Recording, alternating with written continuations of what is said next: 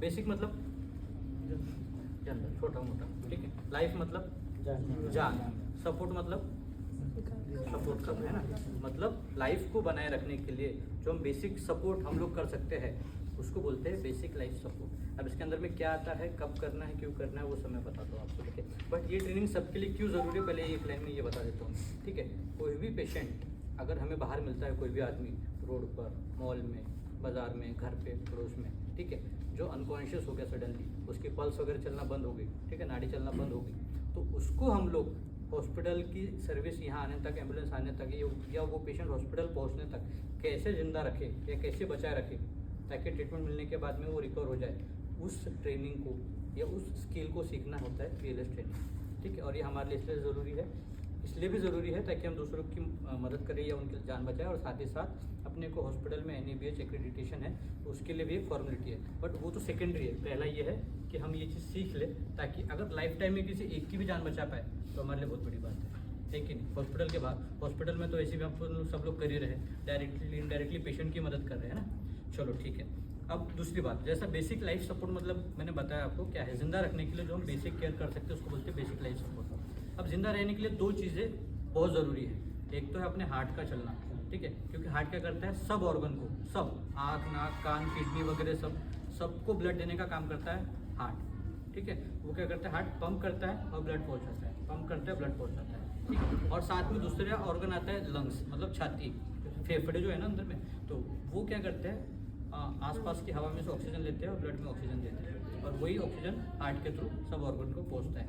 But ऐसी situation जहाँ पर हार्ट चलना बंद हो जाए, अपने लंग्स काम करना बंद कर दे, ऐसी सिचुएशन में हम लोग इन चीज़ों को चालू करने के लिए जो करेंगे उसको बोलते हैं CPR, ठीक है। CPR मतलब क्या है, फुल फॉर्म पता है?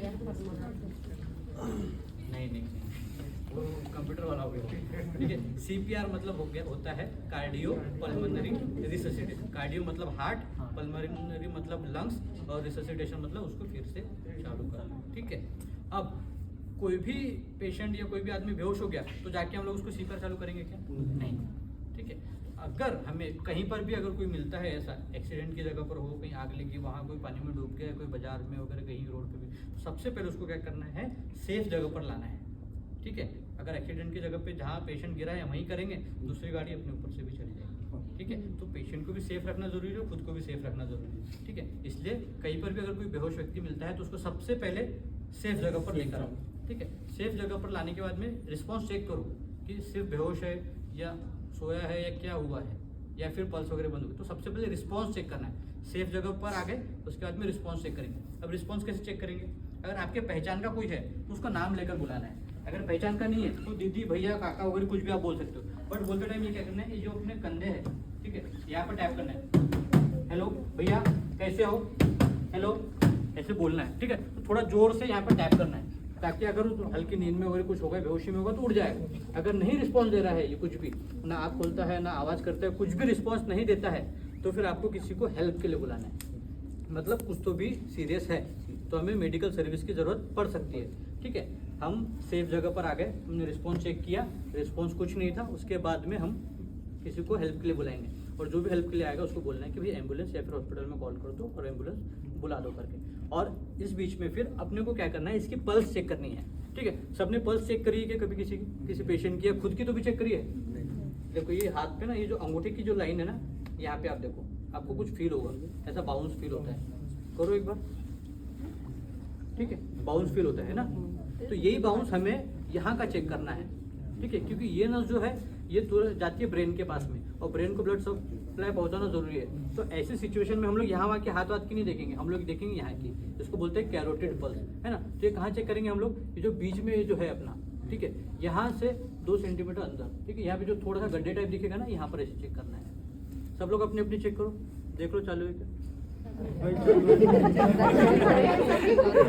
ठीक है। अब ये जो एरिया दिख रहा है, ठीक है, सेंटर से ये इन दोनों के बीच में, ठीक है, यहाँ पर हमें चेक करना होता है, यहाँ पर हमको कैरोटिड पल्स मिलेगी, ठीक है। अब ये पल्स यहाँ से चेक कर ली, और पेशेंट की सांस चल रही है कि नहीं वो कैसे चेक करेंगे, उसके लिए लुक, लिसन, फील। लुक मतलब देखना, लिसन मतलब सुनना, फील मतलब फील करना, ठीक है। अब कोई भी अगर सांस लेता है और अगर हम लोग इतना पास में जाएंगे तो हमको ऐसा क्या दिखेगी, इसकी छाती ऊपर नीचे होते हुए दिखेगी, लुक हो गया। फिर इसकी सांस लेने की आवाज़ आएगी, लिसन हो गया, और जो हवा उसके नाक से वो छोड़ेगा वो गाल पे लगेगी, फील हो जाएगा, ठीक है। तो अब ये जो प्रोसेस है अपने को 10 सेकंड में करना है, ठीक है। रिस्पॉन्स चेक किया, रिस्पॉन्स नहीं था, हेल्प के लिए बोल दिया तुरंत, ठीक है। मतलब मैंने यहाँ पल्स भी चेक कर ली और मैंने देख भी लिया, सुन भी लिया, फील भी कर लिया, बराबर। 10 सेकंड से ज़्यादा नहीं लेना है, ठीक है। समझ में आया? सेफ जगह पर आओ, रिस्पॉन्स चेक करो, हेल्प के लिए बुलाओ अगर रिस्पॉन्स नहीं है तो, और 10 सेकंड के अंदर में पल्स और उसका रेस्पिरेशन चेक कर लो। अब हमने चेक कर लिया पल्स नहीं है और वो सांस भी नहीं ले रहा है, इसके बाद में हमें क्या करना है, तुरंत CPR चालू करना है, ठीक है।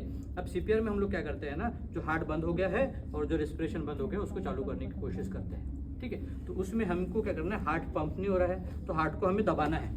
तो पेशेंट जब लेटा है, नीचे हार्ट सरफेस है और ऊपर से हम दबा रहे हैं, तो कैसा होता है ना, हमारी ये मूवमेंट की वजह से, ये प्रेशर की वजह से हार्ट पंप होता है और हार्ट में से ब्लड बाहर आता है। मतलब जो ऑर्गन्स को ब्लड नहीं पहुंच रहा था, हमारे कंप्रेशन की वजह से वो ब्लड पंप होकर पहुंचेगा ऑर्गन की तरफ, तो फिर ब्रेन भी डैमेज नहीं होगा, बाकी ऑर्गन्स भी डैमेज नहीं होंगे, ठीक है। समझ में आया? अब हमें क्या करना है, 1 मिनट में हम कितने बार दबाना है इसे? 1 मिनट में, ठीक है। 1 मिनट में 100 से 120 बार दबाना पड़ता है, ठीक है। बट हम ये दबा रहे हैं तो इससे सिर्फ हार्ट का पंपिंग हो रहा है, पर रेस्पिरेशन का हो रहा है क्या? नहीं।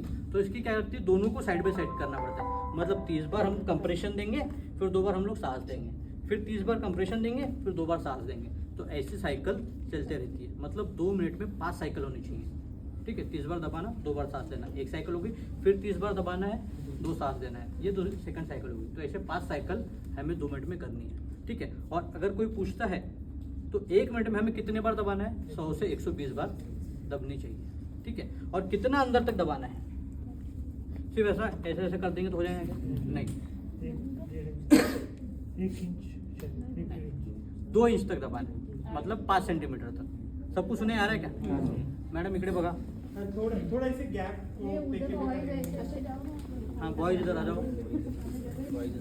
में हमने रिस्पॉन्स चेक किया, रिस्पॉन्स नहीं था, हेल्प के लिए बुला लिया, तब तक हमने 10 सेकंड में पल्स और रेस्पिरेशन चेक किया, वो नहीं है। अब हम लोग CPR देंगे, उसमें कंप्रेशन करेंगे 30 बार, 2 बार सांस देंगे, फिर 30 बार कंप्रेशन करेंगे, 2 बार सांस देंगे, ठीक है।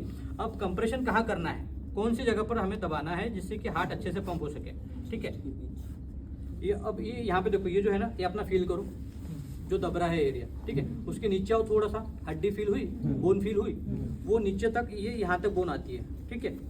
आइए फील हुई, तो इसको बोलते हैं स्टर्नम बोन, ठीक है। अगर इसके हम लोग 2 पार्ट करें, एक ये और एक ये, एक ऊपर का एक नीचे का, ठीक है। तो जो नीचे का आधा पार्ट है उसके ऊपर हमको दबाना है, ठीक है, या फिर 2 निप्पल्स के बीच में। समझ में आया? इस स्टर्नम बोन के नीचे के आधे पार्ट में या फिर 2 निप्पल्स के बीच में हमें दबाना है, ठीक है। ये एग्जैक्ट लोकेशन है, ये ध्यान रखना। कभी कभी वार्ड में भी ज़रूरत पड़ती है, आप लोग भी दे सकते हो, ठीक है, देते भी है, ठीक है। कभी OPD में बाहर वेटिंग एरिया पे अगर कोई पेशेंट हो गया, आप लोग वहाँ रहते हो तो आप लोग कर सकते हो, ठीक है। तो ये लोकेशन है। बट अब अपना जो हाथ का ये जो एरिया है, पाम के एरिया, ये यहाँ पर आना चाहिए ऐसे, ठीक है। अब जो लोग राइट हैंडेड है ना, वो अपना सीधा हाथ ऐसा करेंगे, जो लेफ्ट हैंडेड है वो लेफ्ट वाला करो, ठीक है। और इसके अंदर में फिर ये दूसरा लेफ्ट हैंड ऐसा फंसाना है, ठीक है। ऐसा फंसाने के बाद में जो एरिया मैंने बताया, उस बोन के नीचे का आधा हिस्सा या फिर 2 निपल्स के बीच में ऐसे रखना है, ठीक है। और ये जो, ठीक है, ये जो आपके एल्बोज है, ये बेंड नहीं होना चाहिए, ऐसे नहीं करना है, ठीक है। ये एल्बोज सीधे रखने हैं, ठीक है। और मूवमेंट कमर से आनी चाहिए, ठीक है। मतलब पूरे बॉडी का प्रेशर यहाँ पर जाए, हाथ से ऐसे ऐसे नहीं करना है, ठीक। मूवमेंट यहाँ से आनी चाहिए कमर से, ठीक है। तो ऐसे हमें 30 बार प्रेस करना है। 30 बार प्रेस करके फिर अब सांस कैसे देंगे हम लोग, कंप्रेशन तो समझ गए आपको, 30 बार दबाना है, कौन सी जगह पर दबाना है, कितना अंदर दबाना है, 1 मिनट में कितने बार करना है, ये समझ में आएगा। अब सांस कैसे देंगे, अब यहाँ पर क्या होता है ना, 2 नली होती है, हमने सबने पढ़ा है, श्वसन नली का और अन्न नली का, ठीक है। तो श्वसन नली का सामने होती है और अन्न नली का पीछे होती है। अब ऐसा अगर हम जब रखते हैं ना, तो श्वसन नली का थोड़ी सी दबी हुई होती है, तो हमें क्या करना है, हेड को ऐसा थोड़ा सा टिल्ट करना है, और फिर ये जो चिन है, ठुड्डी जो बोलते हैं, इसको थोड़ा सा ऊपर उठाना है। इससे क्या होता है, जो श्वसन नली है वो खुल जाती है, तो जब आप उसको हवा दोगे या फिर रेस्पिरेशन दोगे तो वो बराबर श्वसन नलिका में जाएगी, है ना। बट अब अगर मैं इसको सांस दूंगा तो हवा जो मैं फूंक रहा हूँ वो नाक में से बाहर आ जाएगी, इसलिए नाक को भी दबा के रखना है, ताकि जो भी हवा दूंगा वो छाती में जानी चाहिए, ठीक है।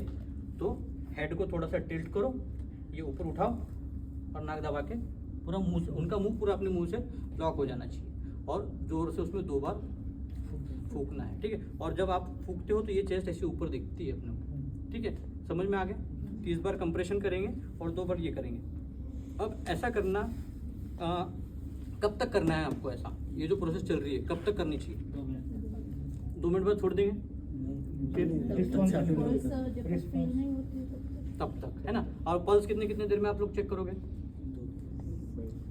ठीक है, हर 5 साइकिल के बाद में आप पल्स चेक कर सकते हो, 5 साइकिल के बीच में नहीं करना है। हाँ, अगर पेशेंट जाग गया ठीक है तो फिर ठीक है, नहीं तो फिर बीच बीच में चेक नहीं करना है। हर 5 साइकिल के बाद में या हर 2 मिनट के बाद में आप चेक करोगे, ठीक है।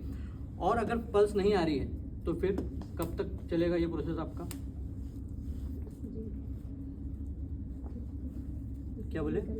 ECG आप ये बाजार में अगर हो रहा है या मॉल में हो रहा है ना, तो क्या करना है, जब तक आपने हेल्प के लिए बुलाया है, जब तक कोई मेडिकल टीम नहीं आ जाती तब तक आपको चालू करना है। पहली बात तो या तो पेशेंट ठीक हो जाए, वो सांस लेने लग जाए, उसकी पल्स चालू हो जाए, या फिर कोई मेडिकल टीम आकर आपको बोले कि ठीक है अब आगे का काम हम देखते हैं तब, या फिर आप बहुत ज़्यादा थक गए, कोई था नहीं, आप 2 ही लोग थे या अकेले थे, बहुत ज़्यादा थक गए, अब आपसे कुछ नहीं हो पाएगा, तब फिर आप रुक सकते हो, ठीक है। बाकी फिर कोई दूसरा कोई कारण नहीं है, ठीक है। और किस पेशेंट में ऐसा या फिर किस इंसान में ऐसा नहीं करना चाहिए? ऐसा कोई कंडीशन है कि ये बीमार है या बुढ़ा है या ऐसा है वैसा है, कुछ है ऐसा कोई कारण है जिसमें ये नहीं कर सकते हम लोग? ऐसे नोट लगाओ, ऐसे नोट लगाओ। हाँ, जो पेस मेकर लगा है उसकी बात कर रहे हैं ना आप लोग, ठीक है, तो वो कॉन्ट्राइंडिकेशन नहीं है। पेस मेकर लगा है फिर भी आप कर सकते हैं, ठीक है। ऐसा कोई भी कारण नहीं है जिसमें आपको ये नहीं करना है। कोई भी पेशेंट हो जिसकी पल्स बंद हो गई है और सांस लेना बंद हो गया है, उसमें आपको करना ही करना है, ठीक है। तो ऐसा कोई कारण नहीं है जिसमें आपको ये नहीं करना है। हर सिचुएशन में आपको ये करना ही करना है, बस पल्स और रेस्पिरेशन बंद होना चाहिए तब, ठीक है। और दूसरी बात, तब तक कंटिन्यू करना है जब तक पेशेंट ठीक ना हो जाए या फिर कोई मेडिकल सर्विस ना आ जाए या फिर आप बहुत ज़्यादा थक गए तब, ठीक है। एक बार मैं फिर से शॉर्ट में बता देता हूँ, उसके बाद में आप में से कुछ लोग डेमो करके बताना इसमें मेरे को, ठीक है। चलो मिला रास्ते में, तो हमने उसको थोड़ा सा सेफ जगह पर लेकर आए, सेफ जगह